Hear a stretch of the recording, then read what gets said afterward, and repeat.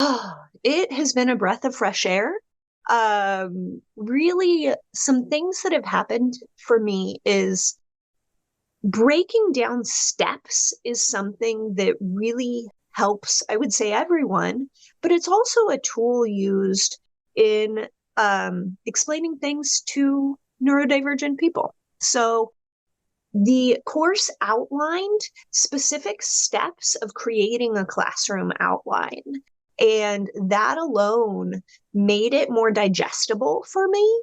I had so much clarity once I saw this outline, and knowing Mary's experience also, she's already been teaching for so many years.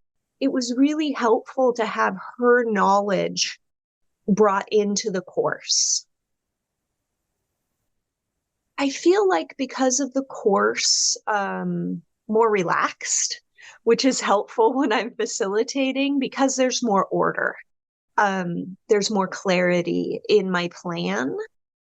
There's also been some helpful hints, like how to create safety in the group, for me to think of different different brain types within there too and how they may feel safe. That was a topic that came up in class. And collaboration, I would say, has increased with our classmates as well. And one thing from class that really stood out to me was giving ourselves empathy as well, because as we're having some of these teachable moments, if they don't go quite the way that we hoped during teaching, to really stop, take a breather for myself and say, yeah, I'm feeling a little frustrated right now. I'd like this lesson to go a little bit easier than it is.